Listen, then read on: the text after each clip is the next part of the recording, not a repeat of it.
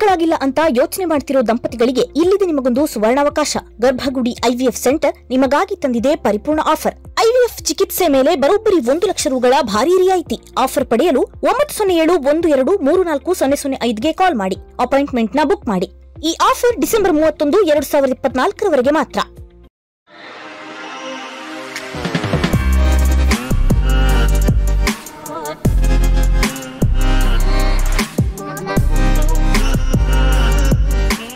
Hi friends, ದಿನದ ಎಲ್ಲ ಪ್ರಮುಖ ಸುದ್ದಿಯನ್ನು ನಿಮಗೆ ತಲುಪಿಸೋ mastmaga.com ಫುಲ್ ನ್ಯೂಸ್ಗೆ ಸ್ವಾಗತ. ನಾನು ಅಮರ್ ಪ್ರಸಾದ್.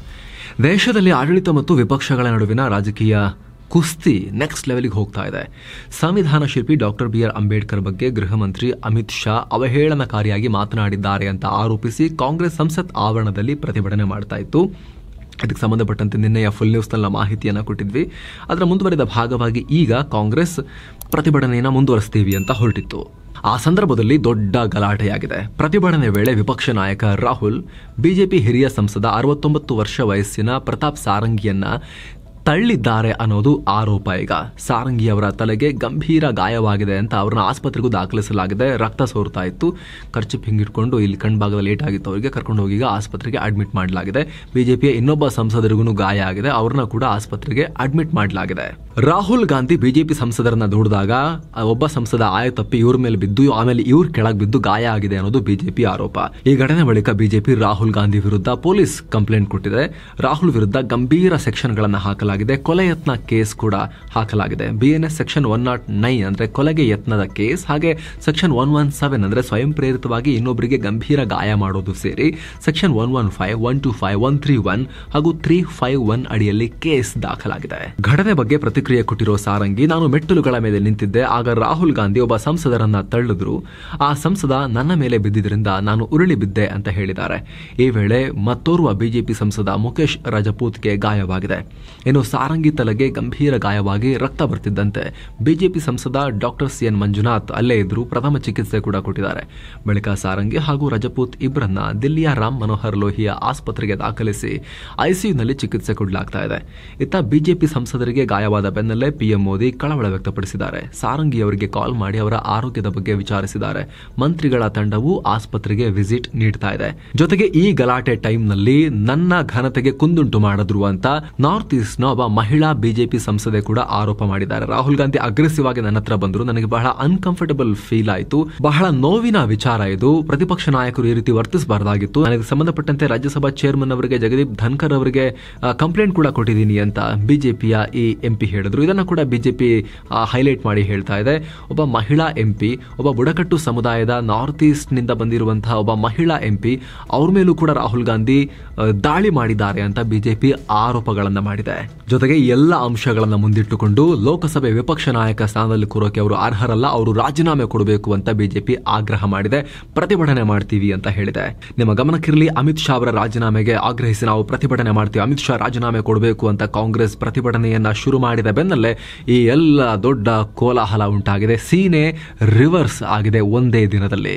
ನಿನ್ನೆ ಅಮಿತ್ ಶಾ ಅವರು ಬ್ಯಾಕ್ ಫುಟ್ಗೆ ಹೋಗ್ಬಿಟ್ಟಿದ್ರು. ಅವರು ಸುದ್ದಿಗೋಷ್ಠಿ ಮಾಡಬೇಕಾಗಿ ಬಂದಿತ್ತು. ಅಲ್ರಿ, ನನ್ನ ಸ್ಪೀಚ್ ಅಲ್ಲಿ ಫಸ್ಟ್ 2 ಲೈನ್ ಅಷ್ಟೇ ಇಟ್ಕೊಂಡು ಹೇಳ್ತಿದ್ದೀರಲ್ಲ, ಅಂಬೇಡ್ಕರ್ ನೀವು ಸರಿಯಾಗಿ ನಡ್ಸ್ಕೊಂಡಿಲ್ಲ ಅಂತ ನಿಮಗೆ ಬೈದಿರೋದು ನಾನು, ಅಂಬೇಡ್ಕರ್ ಅವರಿಗೆ ಅಪಮಾನ ಮಾಡಿದ್ದಲ್ಲ, ಅದನ್ನು ತಿರುಚ್ತಾ ಇದ್ದೀರಲ್ಲ ಅಂತ ಹೇಳಿ ಸುದ್ದಿಗೋಷ್ಠಿ ಮಾಡಿ ಅಮಿತ್ ಶಾ ಅವರು ಎಕ್ಸ್ಪ್ಲನೇಷನ್ ಕೊಡಬೇಕಾಗಿ ಬಂದಿತ್ತು. ಬ್ಯಾಕ್ ಫುಟಿಗೆ ಹೋಗ್ಬಿಟ್ಟಿದ್ರು ಫುಲ್. ಆ ರೀತಿ ಹಂಗಾಮ ಸೃಷ್ಟಿ ಮಾಡುವಲ್ಲಿ ಕಾಂಗ್ರೆಸ್ ಯಶಸ್ವಿಯಾಗಿತ್ತು ನಿನ್ನೆ. ಆದರೆ ಒಂದೇ ದಿನದಲ್ಲಿ ಭಯಂಕರವಾಗಿ ಬಿಜೆಪಿ ಕಂಬ್ಯಾಕ್ ಮಾಡಿಬಿಟ್ಟಿದೆ. ಕಾಂಗ್ರೆಸ್ನವರು ಸುದ್ದಿಗೋಷ್ಠಿ ಮಾಡಿ ಸಮಜಾಯಿಷಿ ಕೊಡೋ ರೀತಿಯಲ್ಲಿ ಮಲ್ಲಿಕಾರ್ಜುನ ಖರ್ಗೆ ಅವರು, ರಾಹುಲ್ ಗಾಂಧಿ ಇವರೆಲ್ಲ ಕೂತ್ಕೊಂಡು ಸುದ್ದಿಗೋಷ್ಠಿ ಮಾಡಿ ಇಲ್ಲೆಲ್ಲ ನಾವು ಯಾರನ್ನು ದೂಡಿಲ್ಲ ಹೊಡೆದಿಲ್ಲ ಅಂತ ಹೇಳಿ ಸುದ್ದಿಗೋಷ್ಠಿ ಮಾಡೋ ರೀತಿಯಲ್ಲಿ ಇವತ್ತು ಬಿಜೆಪಿ ಹಂಗಾಮ ಸೃಷ್ಟಿ ಮಾಡಿತು. ದೊಡ್ಡ ಪ್ರಮಾಣದಲ್ಲಿ ಕೋಲಾಹಲವನ್ನ ಎಬ್ಬಿಸ್ಬಿಡ್ತು ಬಿಜೆಪಿ ಇವತ್ತು. ಸೊ 2 ದಿನದಲ್ಲಿ 2 ರೀತಿಯಲ್ಲಿ ಸನ್ನಿವೇಶಗಳು ಹೆಂಗೆ ಬದಲಾಗುತ್ತೆ, ರಾಜಕೀಯ ಪಕ್ಷಗಳು ಏನನ್ನ ಹೆಂಗ್ ಬೇಕಾದ್ರೂ ಹೇಗೆ ತಿರುಗಿಸ್ತಾವೆ ಅನ್ನೋದನ್ನ ದೇಶ ನೋಡ್ತು. ನಾವು ನಿನ್ನೆ ಕೂಡ ಹೇಳಿದ್ವಿ, ಅಮಿತ್ ಶಾ ಅವರ ಫುಲ್ ಸ್ಪೀಚ್ ನ ವರ್ಷನ್ ಅನ್ನ ನಾವು ಶೋ ಮಾಡಿದ್ವಿ ನಿಮಗೆ. ನಿನ್ನೆ ಫುಲ್ ನ್ಯೂಸ್ ಅಲ್ಲಿ ಅದನ್ನ ಕ್ಲಿಯರ್ ಆಗಿ ತೋರಿಸಿದ್ವಿ.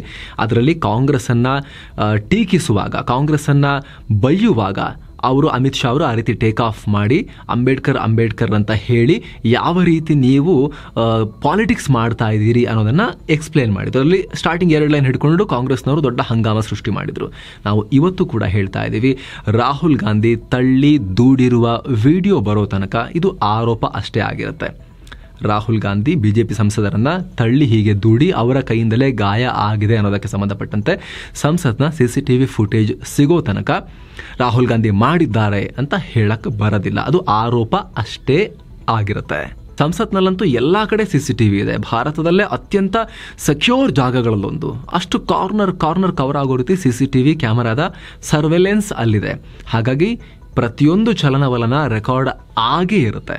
ಇದಕ್ಕೆ ಸಂಬಂಧಪಟ್ಟಂತೆ ಘಟನೆಯ ಸಿಸಿಟಿವಿ ಫುಟೇಜನ್ನು ಸರ್ಕಾರ ಕೊಟ್ಟು ಈ ಆರೋಪಗಳಿಗೆ, ರಾಹುಲ್ ಗಾಂಧಿ ಮೇಲೆ ಬಂದಿರೋ ಈ ಆರೋಪಗಳಿಗೆ ಸಾಕ್ಷ್ಯ ಸಿಗೋವರೆಗೂ ಕೂಡ ಅದು ಆರೋಪ ಆಗಿರುತ್ತೆ. ಹೀಗಾಗಿ ನಾವು ಕಾಂಗ್ರೆಸ್ ಆಗಿರಲಿ ಬಿಜೆಪಿ ಆಗಿರಲಿ ಸ್ವಲ್ಪ ಮರ್ಯಾದೆಯಿಂದ ವರ್ತಿಸಿ ಅಂತ ಇದಕ್ಕೆ ಹೇಳೋದು.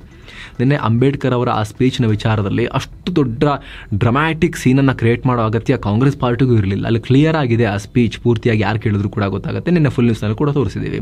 ಇವತ್ತು ಕೂಡ ಬೆಳಿಗ್ಗೆನಿಂದ ಸಂಜೆವರೆಗೂ ಬಿಜೆಪಿ ಇಷ್ಟು ದೊಡ್ಡ ಹಂಗಾಮ ಸೃಷ್ಟಿ ಮಾಡಿತು. ಕೊಲೆಯತ್ನ ಮಾಡಿದ್ದಾರೆ ಅಂತ ವಿಪಕ್ಷ ನಾಯಕನ ಮೇಲೆ ಬಿಜೆಪಿಯವರು ಇವತ್ತು ಅಟೆಂಪ್ಟ್ ಟು ಮರ್ಡರ್ ಕೇಸ್ ಹಾಕಿದ್ದಾರೆ. ಆದರೆ ಇದುವರೆಗೂ ಕೂಡ ಫುಲ್ ನ್ಯೂಸ್ ರೆಕಾರ್ಡ್ ಆಗುವವರೆಗೂ ಕೂಡ ಅದರದೊಂದು ಸಿಸಿಟಿವಿ ಫುಟೇಜ್ನ ಆ ಆರೋಪಕ್ಕೆ ಸಾಕ್ಷ್ಯವಾಗಿ ಅಥವಾ ಆ ಆರೋಪಕ್ಕೆ ಆಧಾರವಾಗಿ ಕೊಟ್ಟಿಲ್ಲ. ಕೊಟ್ಟರೆ ಡೆಫಿನೆಟ್ಲಿ ಕಾನೂನು ಪ್ರಕಾರ ರಾಹುಲ್ ಗಾಂಧಿ ಆಗಿರಲಿ ಯಾರೇ ಆಗಿರಲಿ ಕ್ರಮ ಆಗಬೇಕು. ಆದರೆ ಇದುವರೆಗೂ ಆ ವಿಡಿಯೋಗೋಸ್ಕರ ಎಲ್ಲರೂ ಕೂಡ ಕಾಯ್ತಾ ಇದ್ದಾರೆ. ಮತ್ತೊಂದು ಕಡೆ ನಾವೇನು ಕಮ್ಮಿ ಇಲ್ಲ ಅಂತ ಕರ್ನಾಟಕದಲ್ಲೂ ಕೂಡ ತಳ್ಳಾಟ ನೂಕಾಟ ನಡೆದಿದೆ. ಬೆಳಗಾವಿ ಅಧಿವೇಶನದ ವೇಳೆ ಸಚಿವೆ ಲಕ್ಷ್ಮೀ ಹೆಬ್ಬಾಳ್ಕರ್ ವಿರುದ್ಧ ಬಿಜೆಪಿಯ ಸಿಟಿ ರವಿ ಅಶ್ಲೀಲ ಪದ ಬಳಸಿರೋ ಆರೋಪ ಕೇಳಿಬಂದಿದೆ. ಅಲ್ಲದೆ ಸಿಟಿ ರವಿ ಅವರನ್ನ ಅರೆಸ್ಟ್ ಕೂಡ ಮಾಡಲಾಯಿತು. ಇದಕ್ಕೆ ಸಂಬಂಧಪಟ್ಟಂತೆ ಈ ಪ್ರಕರಣಕ್ಕೆ ಸಂಬಂಧಪಟ್ಟಂತೆ ಸಿಎಂ ಸಿದ್ದರಾಮಯ್ಯ ಪ್ರತಿಕ್ರಿಯೆ ಕೊಟ್ಟಿದ್ದಾರೆ. ಅದು ಕ್ರಿಮಿನಲ್ ಅಪರಾಧ ಮಾಡಿದ್ದಾರೆ ಲಕ್ಷ್ಮೀ ಹೆಬ್ಬಾಳ್ಕರ್ ಬಗ್ಗೆ ಆ ರೀತಿ ಮಾತನಾಡಿ ಸಿಟಿ ರವಿ ಅಂತ ಹೇಳಿ, ಇದು ಕ್ರಿಮಿನಲ್ ಅಪರಾಧ ಅಂತ ಸಿಎಂ ಸಿದ್ದರಾಮಯ್ಯ ಹೇಳಿದ್ದಾರೆ. ಆದರೆ ಸಿಟಿ ರವಿ ಕೂಡ ಪ್ರತಿಕ್ರಿಯೆ ಕೊಟ್ಟಿದ್ದಾರೆ. ನಾನೇನು ಮಾತನಾಡಿದ್ದೀನಿ ಅನ್ನೋದು ಸದನದ ದಾಖಲೆಗಳಲ್ಲೇ ಇದೆ, ತೆಗೆದು ನೋಡಿದ್ರೆ ಗೊತ್ತಾಗುತ್ತೆ, ತೆಗೆದು ನೋಡ್ಲಿ ಅಂತ ಹೇಳಿಕೆಯನ್ನು ಕೊಟ್ಟಿದ್ದಾರೆ. ಜಮ್ಮು ಕಾಶ್ಮೀರದಲ್ಲಿ ಭದ್ರತಾ ಪಡೆಗಳು ಮಿಂಚಿನ ಕಾರ್ಯಾಚರಣೆ ನಡೆಸಿವೆ. 5 ಉಗ್ರಗಾಮಿಗಳನ್ನ ಹೊಡೆದುರುಳಿಸಲಾಗಿದೆ. ಕುಲ್ಗಾಮ್ ಜಿಲ್ಲೆಯ ಬೆಹಿಬಾಗ್ ಪ್ರದೇಶದಲ್ಲಿ ಉಗ್ರರಿರುವ ಬಗ್ಗೆ ಖಚಿತ ಮಾಹಿತಿ ಸಿಕ್ಕಿತ್ತು. ಇದನ್ನು ಆಧರಿಸಿ ಸೇನೆ ಹಾಗೂ ಜಮ್ಮು ಕಾಶ್ಮೀರ ಪೊಲೀಸರು ಬುಧವಾರ ರಾತ್ರಿ ಶೋಧ ಕಾರ್ಯ ನಡೆಸಿದರು. ಬಳಿಕ ಗುರುವಾರ ಬೆಳಗಿನ ಜಾವ ಉಗ್ರರಿರುವುದು ಕನ್ಫರ್ಮ್ ಆಗ್ತಿದ್ದಂತೆ ಭದ್ರತಾ ಪಡೆಗಳು ಉಗ್ರರು ಅಡಗಿದ್ದ ಜಾಗಕ್ಕೆ ಬಂದರು.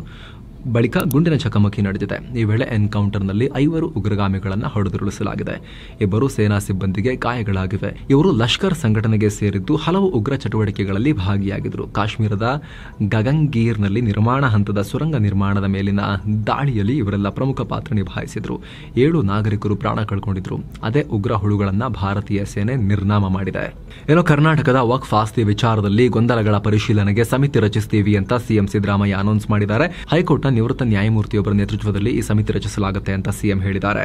ಯಾವುದೇ ಖಾಸಗಿ ಆಸ್ತಿಗೆ ವಕ್ಫ್ ನೋಟಿಸ್ ಕೊಟ್ಟಿದ್ರೆ, ಮಂಜೂರಾದ ಜಮೀನುಗಳ ಸ್ವಾಧೀನ ಪ್ರಕ್ರಿಯೆ ಆರಂಭಿಸಿದ್ರೆ, ಇನಾಮ್ ರದ್ದತಿ ಕಾಯ್ದೆ ಮತ್ತು ಭೂ ಸುಧಾರಣಾ ಕಾಯ್ದೆಯಡಿ ಹಕ್ಕು ಮಂಡನೆ ಬಾಕಿ ಉಳಿದಿದ್ರೆ ಸಮಿತಿ ಮುಂದೆ ಅರ್ಜಿ ಸಲ್ಲಿಸೋಕೆ ಅವಕಾಶ ಕೊಡಲಾಗುತ್ತೆ ಹಾಗೂ ಸಮಿತಿ ಪರಿಶೀಲಿಸಿ ತೀರ್ಮಾನ ಮಾಡುತ್ತೆ ಅಂತ ಸಿಎಂ ಹೇಳಿದ್ದಾರೆ. ಅಲ್ಲದೆ ದೇವಸ್ಥಾನ, ರುದ್ರಭೂಮಿ ಮತ್ತು ಶಾಲೆಗಳು ವಕ್ಫ್ ಆಸ್ತಿಯಲ್ಲಿದ್ರೆ ಅಂತಹ ಆಸ್ತಿಗಳ ಮೇಲಿನ ಹಕ್ಕನ್ನ ಕೈಬಿಡೋಕೆ ತೀರ್ಮಾನಿಸಲಾಗಿದೆ ಅಂತ ವಕ್ಫ್ ಮಂತ್ರಿ ಜಮೀರ್ ಅಹಮದ್ ಖಾನ್ ಕೂಡ ಮಹತ್ವದ ಹೇಳಿಕೆ ಕೊಟ್ಟಿದ್ದಾರೆ. ಏನೋ ವಕ್ಫ್ ಮಂಡಳಿ ಸ್ವಾಧೀನದಲ್ಲಿದ್ದ 47,263 ಎಕರೆ ಜಮೀನನ್ನ ಇನಾಮ್ ರದ್ದತಿ ಕಾಯ್ದೆ ಹಾಗೂ 23,620 ಎಕರೆ ಜಮೀನನ್ನ ಭೂ ಸುಧಾರಣೆ ಕಾಯ್ದೆಯಡಿ ರೈತರಿಗೆ ಮಂಜೂರು ಮಾಡಲಾಗಿದೆ. ಮಂಜೂರಾದ ಒಟ್ಟು 7,883 ಎಕರೆ ಜಮೀನು ರೈತರ ಒಡೆತನದಲ್ಲೇ ಉಳಿಯುತ್ತೆ ಅಂತ ಕಂದಾಯ ಮಂತ್ರಿ ಕೃಷ್ಣ ಬೈರೇಗೌಡ ಕೂಡ ಹೇಳಿದ್ದಾರೆ. ಏನೋ ಜಾತಿ ವೈರಸ್ನ ತಲೆಗೇರಿಸಿಕೊಂಡು ಆ ರೋಗವನ್ನ ಹತ್ತಿಸ್ಕೊಂಡು ವಿಚಿತ್ರವಾಗಿ ವರ್ತಿಸ್ತಿರೋ ದೊಡ್ಡ ಪ್ರಮಾಣದ ಜನ ಇನ್ನೂ ನಮ್ಮ ದೇಶದಲ್ಲಿದ್ದಾರೆ. ಈಗ ದೇವಸ್ಥಾನದ ಕಾಂಪೌಂಡ್ಗೆ ಬಂದ್ರು ಅನ್ನೋ ಕಾರಣಕ್ಕೋಸ್ಕರ ಒಂದು ಸಮುದಾಯದ ಜನರಿಗೆ 2.5 ಲಕ್ಷ ರೂಪಾಯಿ ದಂಡ ಹಾಕಿ ದೇವಸ್ಥಾನಕ್ಕೆ ಬೀಗ ಹಾಕಿರೋ ಘಟನೆ ಚಿಕ್ಕಮಗಳೂರು ಜಿಲ್ಲೆಯ ಕಡೂರು ತಾಲೂಕಿನ ಬಿ ಕೋಡ್ಲಿಹಳ್ಳಿ ಗ್ರಾಮದಲ್ಲಿ ನಡೆದಿದೆ. 2 ದಿನದಿಂದ ಆಂಜನೇಯ ಸ್ವಾಮಿಯ ದೇವಸ್ಥಾನದ ಪೂಜೆ ಕೂಡ ಮಾಡಿಲ್ಲ. ದೇವಸ್ಥಾನದ ಶುದ್ಧೀಕರಣ ಮಾಡ್ತಾರಂತೆ. ಶುದ್ಧೀಕರಣ ಮಾಡಬೇಕಂತೆ. ಈಗ 2.5 ಲಕ್ಷ ರೂಪಾಯಿ ಹಣ ಕೊಟ್ಟರೆ ದೇವಸ್ಥಾನದ ಪೂಜೆ ಮತ್ತೆ ನಡೆಯುತ್ತೆ ಅಂತ ಅಲ್ಲಿದ್ದಂತ ಈ ಜಾತಿ ಮನಸ್ಥಿತಿಯ ಜನ ಆಗ್ರಹ ಮಾಡಿದ್ದಾರೆ. ಮತ್ತೊಂದು ಕಡೆ ಈ ಪ್ರಕರಣಕ್ಕೆ ಸಂಬಂಧಪಟ್ಟಂತೆ ನಮ್ಮ ರೀತಿ ಅಮಾನವೀಯವಾಗಿ ನಡೆಸಿಕೊಂಡಿದ್ದಾರೆ ಅಂತ ಹೇಳಿ ತಹಶೀಲ್ದಾರ್ಗೆ ಸಂತ್ರಸ್ತರು ದೂರು ಕೊಟ್ಟಿದ್ದಾರೆ. ಮುಂಬೈ ಕರಾವಳಿಯ ದೋಣಿ ದುರಂತದಲ್ಲಿ ಮೃತಪಟ್ಟವರ ಸಂಖ್ಯೆ 13ಕ್ಕೆ ಏರಿಕೆಯಾಗಿದೆ. 101 ಪ್ರಯಾಣಿಕರನ್ನ ಕಾಪಾಡಲಾಗಿದೆ. ಒಟ್ಟು ಈ ದೋಣಿಯಲ್ಲಿ 110 ಪ್ರಯಾಣಿಕರು, 5 ಸಿಬ್ಬಂದಿ ಇದ್ರು. ಘಟನೆಯಲ್ಲಿ ಪ್ರಾಣ ಕಳ್ಕೊಂಡವರ ಕುಟುಂಬಕ್ಕೆ ಪಿಎಂ ನರೇಂದ್ರ ಮೋದಿ ಕೂಡ ಸಂತಾಪ ಸೂಚಿಸಿದ್ದಾರೆ. ಮೃತರ ಕುಟುಂಬಕ್ಕೆ ತಲಾ 2 ಲಕ್ಷ ಹಾಗೂ ಗಾಯಗೊಂಡವರಿಗೆ 50,000 ರೂಪಾಯಿ ಪರಿಹಾರವನ್ನ ಘೋಷಿಸಿದ್ದಾರೆ. ಯುಪಿಯ ಸಂಬಲ್ನ ಸಮಾಜವಾದಿ ಪಾರ್ಟಿ ಸಂಸದ ಜಿಯಾವುರ್ ರೆಹಮಾನ್ ಬರಕ್ ವಿರುದ್ಧ ಎಫ್ಐಆರ್ ದಾಖಲಾಗಿದೆ. ತಮ್ಮ ಮನೆಯಲ್ಲಿ ವಿದ್ಯುತ್ ಮೀಟರ್ ಅನ್ನ ಬೈಪಾಸ್ ಮಾಡಿ ವಿದ್ಯುತ್ ಕಳ್ಳತನ ಮಾಡಿದ ಆರೋಪ ಇವರ ಮೇಲಿದೆ. ಇವರು ಮೀಟರ್ ಅಲ್ಲಿ ವರ್ಷಗಳಿಂದ 0 ಬಿಲ್ ಬರ್ತಾ ಇತ್ತು. ಚೆಕ್ ಮಾಡಿದಾಗ ಮೀಟರ್ ಬೈಪಾಸ್ ಮಾಡಿಬಿಟ್ಟು ಪುಕ್ಸಟ ಕರೆಂಟ್ ತಗೊಳ್ತಾ ಇದ್ರು. ಇದು ವಿದ್ಯುತ್ ಇಲಾಖೆ ತನಿಖೆಯಲ್ಲಿ ಬಹಿರಂಗ ಆಗಿದೆ. ಸಂಸದನ ಮೇಲೆ ಯುಪಿ ಪೊಲೀಸರು ಎಲೆಕ್ಟ್ರಿಸಿಟಿ ಆಕ್ಟ್ 2003 ಸೆಕ್ಷನ್ 135 ಅಡಿಯಲ್ಲಿ ಕೇಸ್ ಹಾಕಿದ್ದಾರೆ. ನವೆಂಬರ್ 24ರಲ್ಲಿ ಸಂಬಲ್ ಮಸೀದಿ ಸರ್ವೆ ಗಲಭೆ ಕೇಸ್ನಲ್ಲೂ ಕೂಡ ಇವರ ವಿರುದ್ಧ ಎಫ್ಐಆರ್ ದಾಖಲಾಗಿತ್ತು. ಈಗ ವಿದ್ಯುತ್ ಕಳ್ಳತನದ ಕೇಸ್ ದಾಖಲಾಗಿದೆ.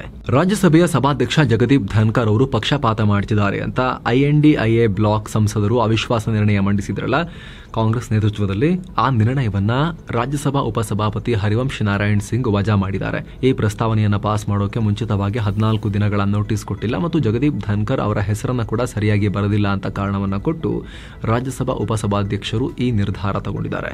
ಮತ್ತೊಂದು ಕಡೆ INDIA ಒಕ್ಕೂಟಕ್ಕೆ ಸೆಡ್ಡು ಹೊಡೆದು ಪಶ್ಚಿಮ ಬಂಗಾಳದ ಸಿಎಂ ಮಮತಾ ಬ್ಯಾನರ್ಜಿ ಹೊಸ ವಿರೋಧ ಪಕ್ಷಗಳ ಕೂಟ ಕಟ್ಟೋಕೆ ಮುಂದಾಗಿದ್ದಾರೆ ಅನ್ನೋ ರಿಪೋರ್ಟ್ಸ್ ಬರ್ತಾ ಇದೆ. ಕಾಂಗ್ರೆಸ್ ನಡೆಸ್ತಿರೋ ಕೂಟವನ್ನ ಬಿಟ್ಟು ತಮ್ಮ TMCಯೊಂದಿಗೆ ಉದ್ಧವ್ ಠಾಕ್ರೆ ಬಣದ ಶಿವಸೇನೆ, ಶರದ್ ಪವಾರ್ ಬಣದ NCP ಹಾಗೂ RJD ಇವರೆಲ್ಲ ಸೇರ್ಕೊಂಡು ಇನ್ನೊಂದು ಪ್ರತ್ಯೇಕ ಕೂಟವನ್ನ ಪರ್ಯಾಯ ಕೂಟ ಮಾಡೋಕೆ ದೀದಿ ಮುಂದಾಗಿದ್ದಾರಂತೆ.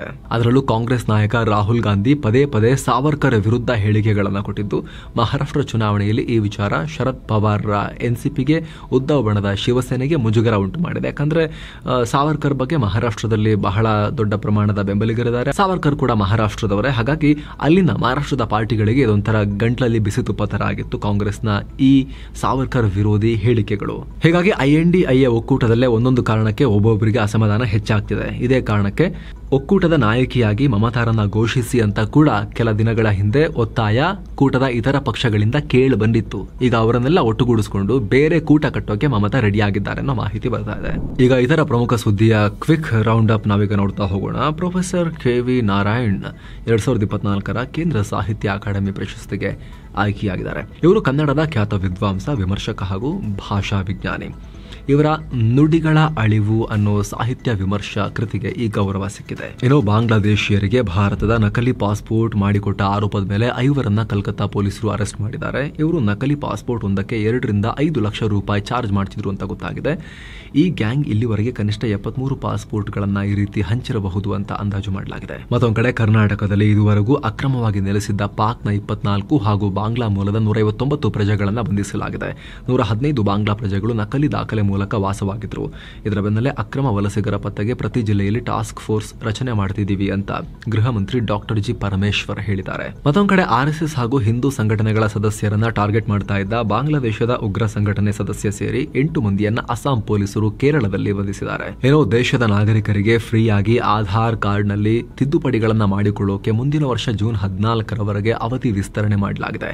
ಈ ಹಿಂದೆ ಉಚಿತ ತಿದ್ದುಪಡಿಗೆ ಡಿಸೆಂಬರ್ 14 ಕೊನೆ ದಿನಾಂಕ ಆಗಿತ್ತು. ಭಾರತದ ನೇರ ತೆರಿಗೆ ಸಂಗ್ರಹ ಭಾರಿ ಏರಿಕೆಯಾಗಿದೆ. ಪ್ರಸಕ್ತ ಹಣಕಾಸು ವರ್ಷದಲ್ಲಿ ಡಿಸೆಂಬರ್ 17ರವರೆಗೆ ನೇರ ನಿವ್ವಳ ತೆರಿಗೆ 16.45% ನಷ್ಟು ಹೆಚ್ಚಳವಾಗಿ 15.82 ಲಕ್ಷ ಕೋಟಿಗೆ ಏರಿಕೆಯಾಗಿದೆ. ಜಮ್ಮು ಕಾಶ್ಮೀರದ ರಜೌರಿಯಲ್ಲಿ ಒಂದು ವಿಚಿತ್ರ ಕಾಯಿಲೆ ಪತ್ತೆಯಾಗಿದೆ. ಈ ಕಾಯಿಲೆಯಿಂದ ಮಕ್ಕಳು ಸೇರಿದವರೆಗೂ 8 ಮಂದಿ ಪ್ರಾಣವನ್ನ ಕಳ್ಕೊಂಡಿದ್ದಾರೆ. ಈ ಕಾಯಿಲೆ ಬಗ್ಗೆ ಏನ್ ಕಾಯಿಲೆ ಅಂತ ಯಾರಿಗೂ ಕೂಡ ಗೊತ್ತಾಗ್ತಾ ಇಲ್ಲ. ಅಧಿಕಾರಿಗಳು ತನಿಖೆ ಶುರು ಮಾಡಿದ್ದಾರೆ. ಏನೋ ಭಾರತದ ಷೇರುಪೇಟೆಯಲ್ಲಿ ಲೂಸಿಂಗ್ ಟ್ರೆಂಡ್ ಮುಂದುವರೆದಿದೆ. ನಿರಂತರ 4ನೇ ಸೆಷನ್ ನಲ್ಲಿ ಕೆಂಪು ಪಟ್ಟಿಯಲ್ಲಿ ಕಾಣಿಸಿಕೊಂಡಿದೆ. ದಿನದ ವಹಿವಾಟಿನ ಅಂತ್ಯಕ್ಕೆ ಸೆನ್ಸೆಕ್ಸ್ ಬರೋಬ್ಬರಿ 964 ಪಾಯಿಂಟ್ಸ್ ಕಮ್ಮಿಯಾಗಿ 79,218ಕ್ಕೆ ತಲುಪಿದೆ. ನಿಫ್ಟಿ 247 ಪಾಯಿಂಟ್ಸ್ ಕಮ್ಮಿಯಾಗಿ 23,951ಕ್ಕೆ ತಲುಪಿದೆ. ಅಮೆರಿಕದ ಫೆಡರಲ್ ರಿಸರ್ವ್ ಬ್ಯಾಂಕ್ ಬಡ್ಡಿ ದರವನ್ನು 25 ಬೇಸಿಸ್ ಪಾಯಿಂಟ್ಸ್ ಕಟ್ ಮಾಡಿದ್ದು ನಿರಂತರ 3ನೇ ಬಾರಿಗೆ ಬಡ್ಡಿ ದರವನ್ನು ಇಳಿಕೆ ಮಾಡಿದೆ. ಡಾಲರ್ ಮುಂದೆ ರೂಪಾಯಿ ಮೌಲ್ಯ ಸಾರ್ವಕಾಲಿಕ ಕುಸಿತ ಕಂಡಿದ್ದು ಮಾರುಕಟ್ಟೆಯನ್ನು ಕೆಂಪು ಪಟ್ಟಿಗೆ ಕೊಂಡೊಯ್ದಿದೆ. ಫಿನಾನ್ಷಿಯಲ್ ಮತ್ತು IT ಸ್ಟಾಕ್ಗಳು ಭಾರಿ ನಷ್ಟ ಮಾಡಿಕೊಂಡಿವೆ. ಸಿಪ್ಲಾ, BPCL, ಸನ್ ಫಾರ್ಮಾ ಇಂಡಸ್ಟ್ರೀಸ್, ಅಪೋಲೋ ಹಾಸ್ಪಿಟಲ್ಸ್ ಷೇರುಗಳು ಲಾಭ ಮಾಡಿಕೊಂಡಿವೆ. Asian paints, JSW, Bajaj finance, Grasim industries ಷೇರುಗಳು ಕುಸಿತ ಕಂಡಿವೆ. ಇನ್ನು ಡಾಲರ್ ಮುಂದೆ ರೂಪಾಯಿ ಮೌಲ್ಯ 14 ಪೈಸೆ ಇಳಿಕೆಯಾಗಿ 85 ರೂಪಾಯಿ 8 ಪೈಸೆಯಾಗಿದೆ. ಇದಕ್ಕೆ ಸಂಬಂಧಪಟ್ಟಂತೆ ಭಾರತದ ಷೇರುಪೇಟೆಯ ಕ್ರ್ಯಾಶ್ಗೆ ಸಂಬಂಧಪಟ್ಟಂತೆ ಮುಂದೇನು ಅನ್ನೋದಕ್ಕೆ ಸಂಬಂಧಪಟ್ಟಂತೆ ಅಮೆರಿಕದಲ್ಲಿ ಆಗಿರೋ ಬೆಳವಣಿಗೆಗೆ ಸಂಬಂಧಪಟ್ಟಂತೆ ಎಲ್ಲವನ್ನ ಸೇರಿಸಿ ಒಂದು ಕಾಂಪ್ರಹೆನ್ಸಿವ್ ರಿಪೋರ್ಟ್ ಅನ್ನು ನಾವು ಇವತ್ತೇ ಪಬ್ಲಿಷ್ ಮಾಡಿದ್ದೀವಿ. ನೋಡಿ ಈ ವರದಿ ಫುಲ್ ನ್ಯೂಸ್ ಎಂಡ್ನಲ್ಲಿ ಅದನ್ನ ಸ್ಕ್ರೀನ್ ಮೇಲೆ ತರ್ತೀವಿ. ಕ್ಲಿಕ್ ಮಾಡೋ ಮೂಲಕ ನೀವು ಆ ವರದಿಯನ್ನು ಕೂಡ ನೋಡಬಹುದು. ಏನೋ ಚಿನ್ನ ಮತ್ತು ಬೆಳ್ಳಿ ಬೆಲೆ ವಿಚಾರಕ್ಕೆ ಬಂದರೆ 24 ಕ್ಯಾರೆಟ್ನ 10 ಗ್ರಾಂ ಚಿನ್ನದ ಬೆಲೆಯಲ್ಲಿ 645 ರೂಪಾಯಿ ಕಮ್ಮಿಯಾಗಿ 76,013 ರೂಪಾಯಿ ಆಗಿದೆ. 22 ಕ್ಯಾರೆಟ್ನ 10 ಗ್ರಾಂ ಚಿನ್ನದ ಬೆಲೆಯಲ್ಲಿ 589 ರೂಪಾಯಿ ಕಮ್ಮಿಯಾಗಿ 69,630 ರೂಪಾಯಿ ಆಗಿದೆ. 1 ಕೆಜಿ ಬೆಳ್ಳಿ ಬೆಲೆಯಲ್ಲಿ 2,025 ರೂಪಾಯಿ ಕಮ್ಮಿಯಾಗಿ 87,035 ರೂಪಾಯಿ ಆಗಿದೆ. ಸೊ ಫ್ರೆಂಡ್ಸ್, ಇದಾಗಿತ್ತು ಇವತ್ತಿನ ಫುಲ್ ನ್ಯೂಸ್. ನಾವು ಕೊಯ್ದಿಲ್ಲ, ಹೇಳದಿಲ್ಲ, ಕಿರ್ಚಾಡಿಲ್ಲ, ಬರೀ ಸುದ್ದಿ ರೀತಿಯಲ್ಲಿ ತಲುಪಿಸುವ ಪ್ರಯತ್ನವನ್ನು ಮಾಡಿದ್ದೀವಿ. ಸ್ನೇಹಿತರೆ, ಸ್ಟಾಕ್ ಮಾರ್ಕೆಟ್ ಕ್ರ್ಯಾಶ್ಗೆ ಸಂಬಂಧಪಟ್ಟಂತೆ ನಾವು ಮಾಡಿರೋ ಕಾಂಪ್ರಹೆನ್ಸಿವ್ ವಿಶ್ಲೇಷಣೆ ಅನಾಲಿಸಿಸ್ನ ವಿಡಿಯೋ ಇಲ್ಲಿದೆ. ಟ್ಯಾಪ್ ಮಾಡೋ ಮೂಲಕ ನೀವು ಈ ವರದಿಯನ್ನು ಕೂಡ ನೋಡಬಹುದು. ಬಹಳ ಇಂಪಾರ್ಟೆಂಟ್ ಅಂಶಗಳನ್ನು ಕವರ್ ಮಾಡಿದ್ದೀವಿ. ಆಸಕ್ತರು ನೋಡಿ. ಮತ್ತೆ ಭೇಟಿ ಆಗ್ತಿರೋಣ. ನಮಸ್ತೆ.